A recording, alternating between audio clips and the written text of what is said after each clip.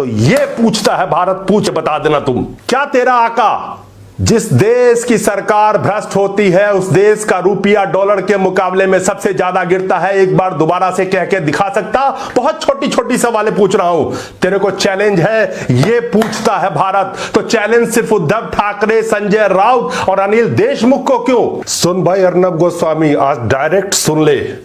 तेरा एक वीडियो देख रहा था जिसपे तू चैलेंज कर रहा था अनिल देशमुख, संजय राउत, उद्धव ठाकरे, सबका नाम ले लेके तू चिल्ला रहा था। तो तू जो चिल्लाता है तो तेरी आवाज बकरी जैसी लगती है। एक आम भारतीय की आवाज की आज दहाड़ सुन ले, और तू जो ड्रामा करता है आज उसी ड्रामे के अंदाज में अपनी जवाब सुन ले।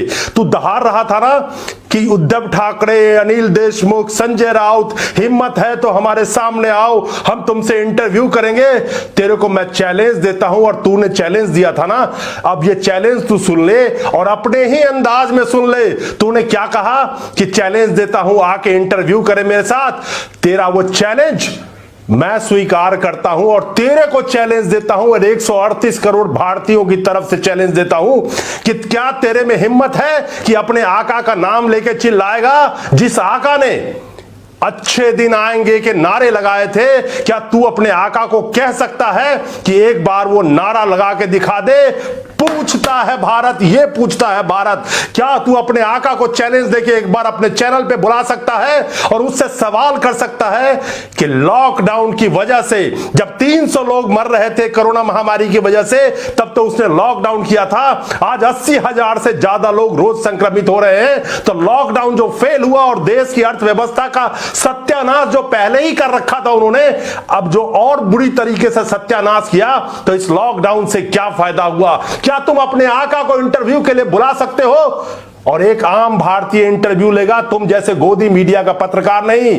क्या तुम उससे पूछ सकते हो कि एक बार फिर से मैं भी चौकीदार, वो अपने नाम के पीछे लिख सकता है और मैं भी चौकीदार का नारा लगा सकता है? इस पे मैं सिर्फ 2 सवाल तुम्हें देता हूं, नोट करके रखना। ये मैं सवाल इसलिए बता रहा हूं कि नोट कर लो, यही सवाल पूछूंगा क्योंकि तेरे आका बिना सवाल लिए, क्योंकि उनको पता होना चाहिए कि सवाल क्या पूछना है और जवाब तैयारी करके आए कि बैंक में घपला, घोटाले, दोस्तों के ऋण माफी, बैंकों का जो बदहाल स्थिति किया, उसमें उनका क्या योगदान है? क्या तू सवाल ये पूछ सकता है? कभी तेरी में हिम्मत हो तो ये पूछता है भारत, पूछ के बता देना तुम, क्या तेरा आका जिस देश की सरकार भ्रष्ट होती है उस देश का रुपया डॉलर के मुकाबले में सबसे ज्यादा गिरता है, एक बार दोबारा से कह के दिखा सकता? बहुत छोटी छोटी सवालें पूछ रहा हूं, तेरे को चैलेंज है, ये पूछता है भारत। तो चैलेंज सिर्फ उद्धव ठाकरे, संजय राउत और अनिल देशमुख को क्यों?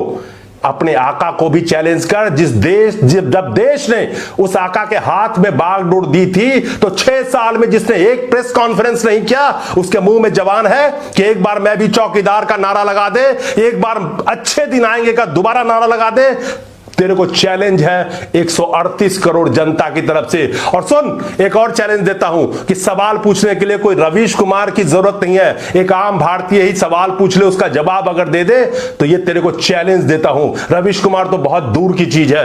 2 करोड़ रोजगार देने के नाम पे तेरे आका इस देश की बागडोर संभाली थी, जनता ने वोट दिया था। 80 करोड़ जनता रोजी रोटी के लिए मोहताज है, 2 करोड़ रोजगार की तो छोड़, तो देश की युवाओं का जो हाल किया है, देश के मजदूरों का जो हाल किया है, देश के किसानों का जो हाल किया है, बुला अपने आका को इंटरव्यू के लिए। और एक आम आदमी इंटरव्यू लेगा, तुम जैसे गोदी मीडिया का पत्रकार नहीं, एक आम जनता इंटरव्यू लेगा जो कोई पत्रकारिता का कोई डिग्री नहीं ले रखा है। सवाल का जवाब अगर दे पाए, ये तुम्हें मैं चैलेंज करता हूं, ये पूछता है भारत। संजय राउत और अनिल देशमुख का तू नाम लेके चिल्ला ले, कोई फर्क नहीं पड़ता मुझे कोई मतलब नहीं है संजय राउत और अनिल देशमुख से या किसी और से भी, तू चिल्ला खूब।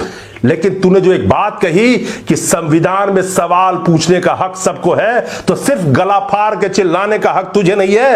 ये एक आम आदमी की दहाड़ तू अभी सुना नहीं है, ये सुन ले। और तू जब चिल्लाता है ना तो बकरियों जैसी आवाज निकलती है। ये देख, ये एक आम भारतीय की दहाड़ है।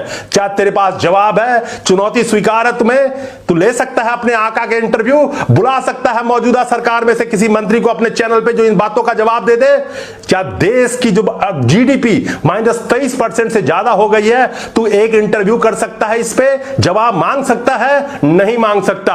बाकी तू चिल्लाता रहा, कोई फर्क नहीं पड़ता। लेकिन तूने एक बात बहुत अच्छा किया कि संजय राउत, अनिल देशमुख और ब्ला ब्ला किसका नाम लेके चिल्लाया, आओ इंटरव्यू दो, तेरे को चैलेंज देता हूं कि बुला अपने आका को और एक बार अच्छे दिन आएंगे का नारा लगवा के दिखा दे, किसी भी या किसी सभा में जाके लगा के दिखा दे, किसी चैनल पे लगा के दिखा दे।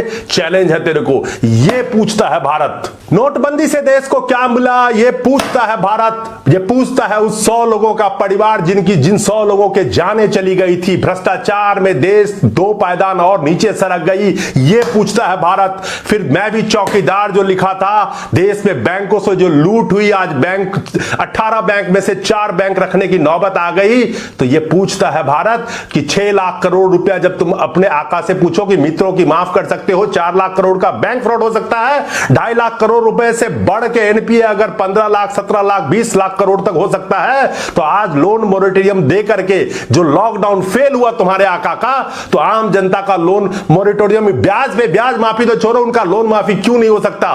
2 लाख करोड़ रुपए की ब्याज की बात चल रही है, तुम्हारे आरबीआई और सरकार कह रही है, तो 2 लाख करोड़ जनता का माफ क्यों नहीं हो सकता?